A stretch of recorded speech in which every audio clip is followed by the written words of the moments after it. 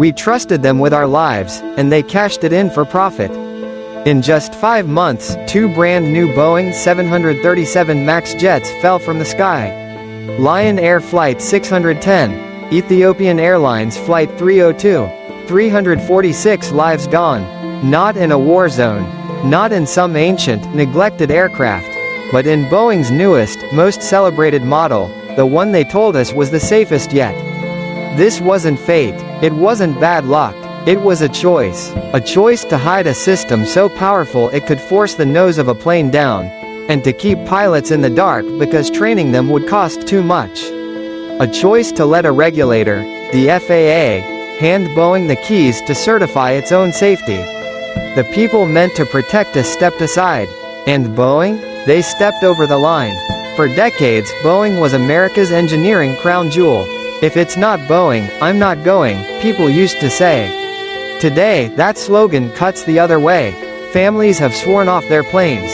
Workers inside the company are striking, begging leadership to care about lives more than deadlines. Imagine boarding a flight, buckling in, and not knowing there's a hidden program in the cockpit, one you've never been trained to handle, that could take control away from the pilots.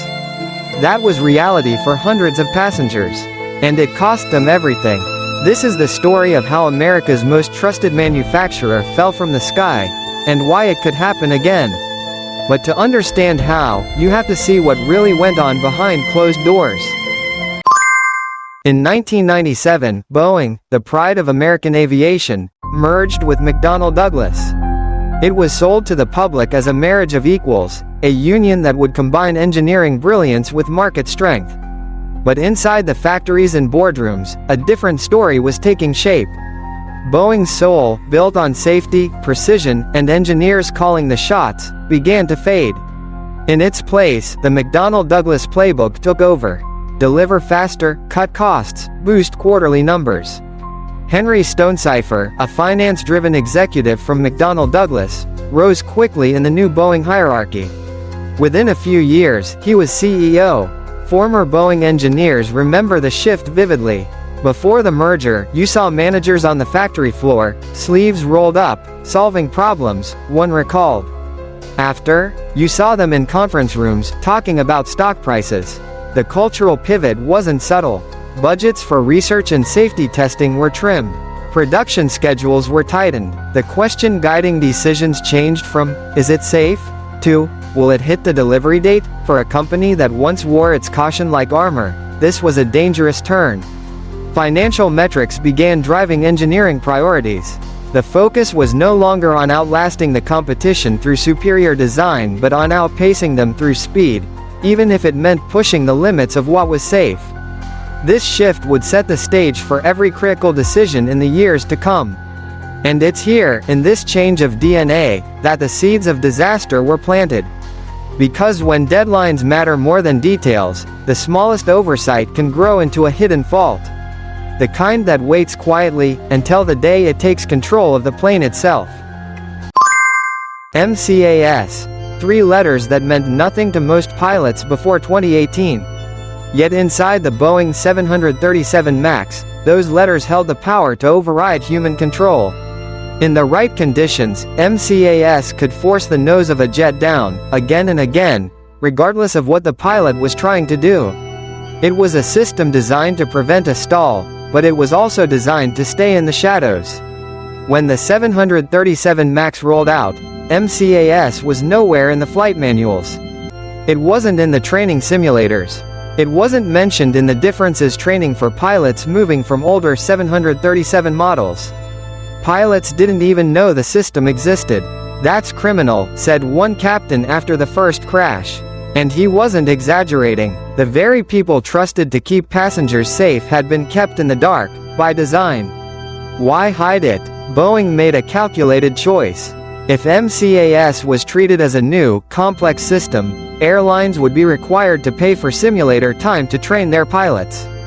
That could mean millions in additional costs. Costs Boeing feared would make the MAX less attractive to buyers. So they framed MCAS as a minor tweak, not worth a line in the manual, not worth a single hour of extra training. This gamble worked, at first. Airlines lined up to buy the MAX, lured by promises of lower fuel burn and no expensive retraining. But beneath that success was a fatal flaw. MCAS relied on a single sensor to detect the angle of the plane's nose.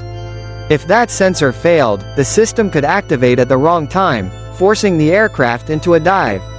Pilots, unaware of MCAS's existence, would have no immediate playbook to counter it. After the Lion Air crash, Boeing quietly sent bulletins to airlines explaining MCAS for the first time. It was too late. Just months later, Ethiopian Airlines Flight 302 went down under the same circumstances. 2 crashes, 346 lives lost, all tied to a system most pilots learned about only after bodies had been pulled from the wreckage. The truth was now out, but the damage was done. And the question hanging over Boeing was no longer just about engineering failure, it was about trust. Because hiding MCAS wasn't a mistake, it was a decision.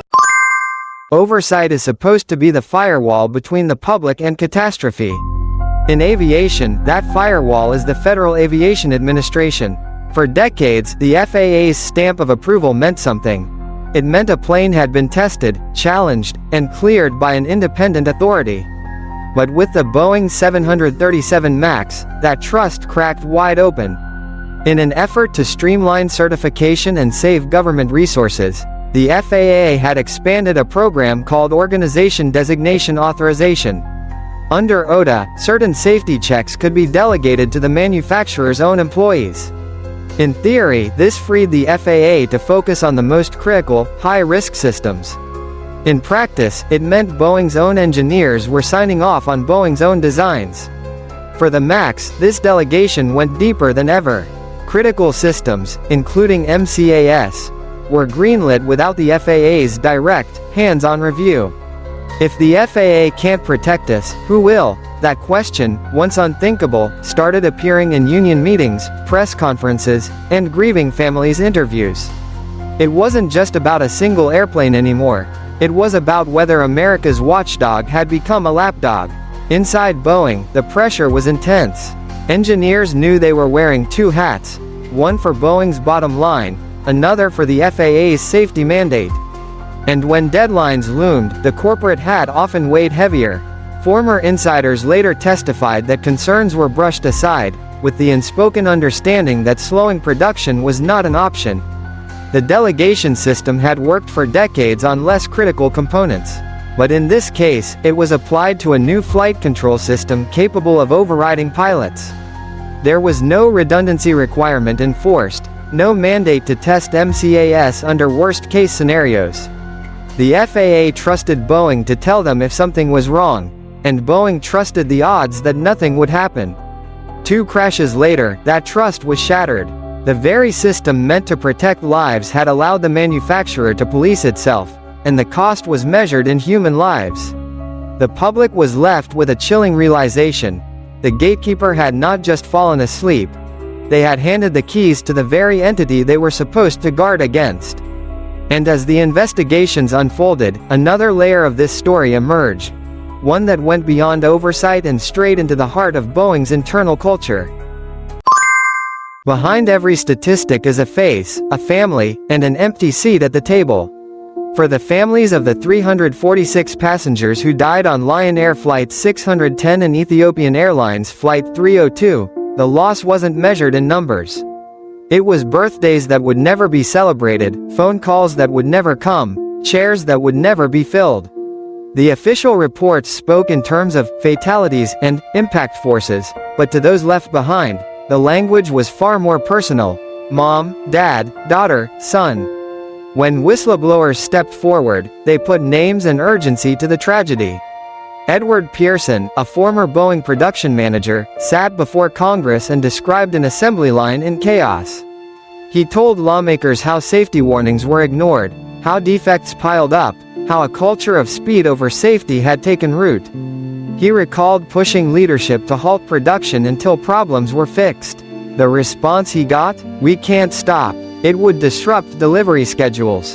His testimony echoed beyond Washington. For workers still inside Boeing, it confirmed what they already knew and feared. Many had tried to raise red flags, only to be sidelined or pressured to keep quiet. Some finally refused to keep their heads down. In one of the largest actions in Boeing's history, 33,000 employees across Washington, Oregon, and California went on strike. Their demands weren't just about pay. They wanted a say in the company's direction, in whether it would return to valuing human life over production targets. Meanwhile, outside the company, passengers were making their own stand. "My family won't fly Boeing again. We vote with our wallets," one customer said, capturing a growing sentiment. It wasn't just an airline choice anymore, it was a statement, a refusal to trust a brand that had betrayed that trust. This was no longer only a corporate scandal or regulatory failure. It had become a human reckoning, one where grief turned into anger, and anger turned into action. And yet, even as public pressure mounted, the financial realities of Boeing's choices were about to make the story even more stark. Boeing's gamble didn't just cost lives, it cost the very currency that keeps a corporation alive: trust. Investors once saw Boeing as a safe bet, a cornerstone of American industry. But after 2 crashes, global groundings, and relentless headlines about safety lapses, that confidence eroded. If you had invested $100 in Boeing stock in 2019, by 2024 you'd be holding just $54.66. That's not a dip. That's a free fall. Meanwhile, across the Atlantic, Airbus was charting a different course. While Boeing fought lawsuits, grounded fleets, and PR crises, Airbus capitalized on the moment. In the same 5-year span, their stock climbed nearly 68%. Airlines looking for reliable deliveries, and fewer controversies, began shifting orders. For the first time in decades, Boeing wasn't just losing face, it was losing the race. The irony was sharp. Boeing had cut corners to protect profits, skipping costly pilot training, streamlining production, and leaning on regulatory shortcuts. Those moves were supposed to safeguard margins and keep Wall Street happy. Instead, they triggered the kind of disaster that scares investors more than a bad earnings report: a loss of public trust. Financial reports told the story in cold numbers: billions in compensation to airlines, hundreds of millions to victims' families, fines from regulators. But the more telling metric was intangible: Boeing's reputation. A brand that once inspired loyalty now inspired hesitation. "If it's Boeing, I'm not going," once a badge of pride, had flipped into a warning. Even inside the company, the fallout was clear. Strikes disrupted production, new orders slowed, retaining top engineering talent became harder as morale sank. Competitors didn't need to out-innovate Boeing, they just had to stay out of the headlines. In chasing short-term gains, Boeing had mortgaged its long-term stability. And in doing so, it handed Airbus an opening they were more than ready to take. The result was a rare kind of corporate failure, one where profit over safety wasn't just immoral, it was bad business. But the deeper question remains: if this could happen to Boeing, the jewel of American engineering, what does that say about the system that allowed it? In the quiet after a tragedy, the numbers stop moving. The press conferences end, the headlines fade, but for the people left behind, the families, the friends, the colleagues, the absence is permanent. Empty chairs at dinner tables, vacant seats in the stands, birthdays that pass with no candles to blow out. This is the true cost, the one that doesn't appear in quarterly reports or shareholder calls. We've talked about the engineering failures, the cultural shifts, the regulatory blind spots. But beneath all of it lies something deeper, a question about what we, as a society, are willing to accept. How much trust are we willing to give to institutions that promise to protect us? And what do we do when they fail? For decades, the name Boeing carried a kind of quiet reassurance. The thought of boarding one of their planes was almost mundane, in the best way. You didn't have to think about it. It was safe, proven, American-made, but that confidence was not unshakable. It was built, piece by piece, on choices. Choices to test harder, to double-check, to stop the line when something didn't look right. And when those choices changed, the trust began to crumble. The story of the 737 MAX is not just about one company's missteps.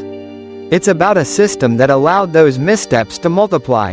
It's about the space between what's legal and what's right, and how easily that space can be filled with complacency, profit-chasing, and denial. Some will say it's fixed now, that lessons have been learned, that new rules and oversight will make sure this can't happen again. Maybe they're right, or maybe we've just gotten better at forgetting. Because here's the truth, the next crisis rarely looks like the last one. It comes dressed in a new design, a new pitch, a new assurance that, this time, it's different. And we board our flights, we buckle our seatbelts, we place our faith, once again, in the hands of strangers. This isn't just a Boeing story. It's about whether we, as a nation, demand that safety come before profit. The next time you board a flight, will you wonder what's been hidden from you? Or will you close your eyes, trust the logo on the tail, and hope that trust is enough?